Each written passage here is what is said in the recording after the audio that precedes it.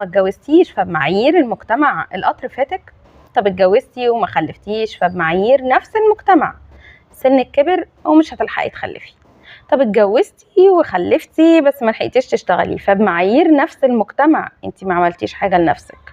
طب اشتغلت في بنك ولا اشتغلت في حاجه ليها علاقه بتارجت فبقالك 3 اشهر ما بعتش فبيهددوك انهم هيرفدوك فبمعايير نفس المجتمع انت شخص فاشل وما بتعمرش في شغلانه.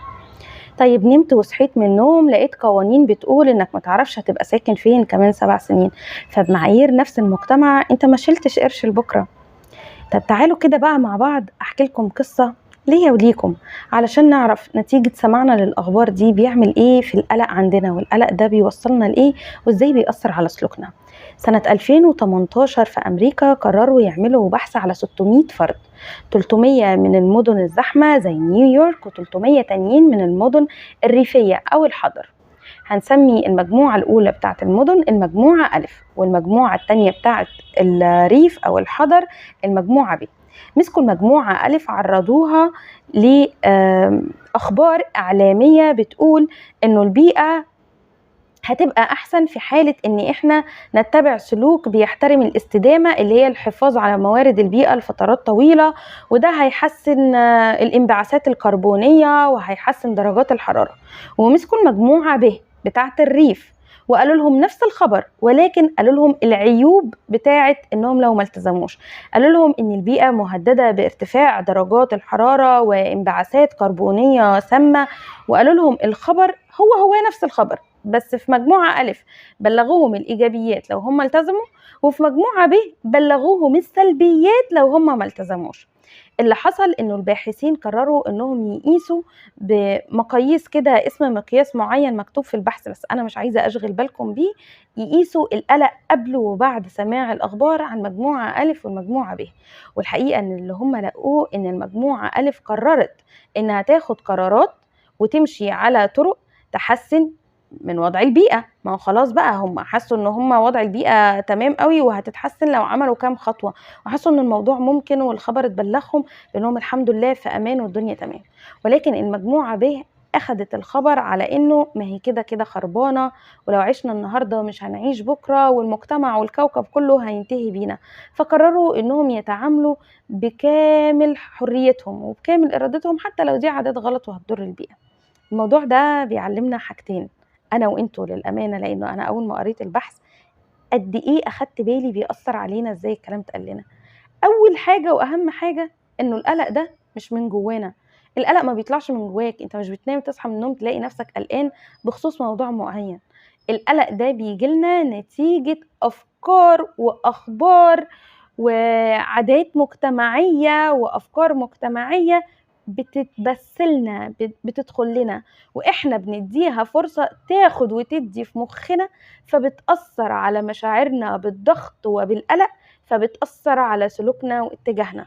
فنمشي مقتنعين انه انا خلاص كبرت في السن ومش هتجوز فما فيش مشكلة لو ما نزلتش المناسبة دي وما تعرفتش على الناس دول، او ما فيش مشكلة لو نزلت مبهدلة شوية، او انا مش هنزل متشيكة عشان ما يقولوش ان انا عاملة كده مخصوص علشان يجيلي عريس، او انا خلاص حياتي انتهت وكاريري انتهى فانا مش هينفع ان انا اشتغل واكون ناجح، او انا خلاص حقيقي مش هبيع اي كول هاخدها في اي وقت، هي كده كده انا بكمل وقت، دي مجرد تكملة وقت وانا اجري ادور على شغل تاني لاني كده كده مش هجيب التارجت وكده كده مستحيل ابيع.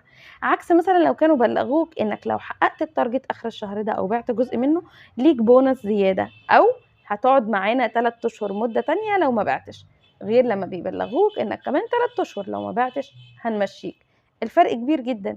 عكس بالظبط كل حاجة في حياتنا، خطرك الوحيد هو دماغك. انت ازاي بتبص للامر؟ عدوك الاول والاخير هو انت. نظرتك انت للامور بتبص لها من انهي ناحية، بتتفاعل معاها من انهي ناحية، هتاخدها من انهي اتجاه، هتاخدها من اتجاه ايه المميزات اللي هتحصل لو حصلت الحاجة الإيجابية، ولا إيه السيئات اللي بتحصل اللي من كتر الضغط والتوتر بنعتبرها حقائق إحنا بس ماشيين على السيناريو بنكمل دورنا، بنكمل وقت، بنقضي واجبنا، بنقوم باللي علينا عشان هو مجرد وقت والسيناريو الأوحش هيحصل. دي أول حاجة. تاني حاجة البيئة المحيطة بينا. البيئة المحيطة بينا بتدينا أخبار إيه؟ هل زي المدن بتدينا أخبار إيجابية وبتركز معانا على بنى نفسنا، ولا بتدينا أخبار سلبية؟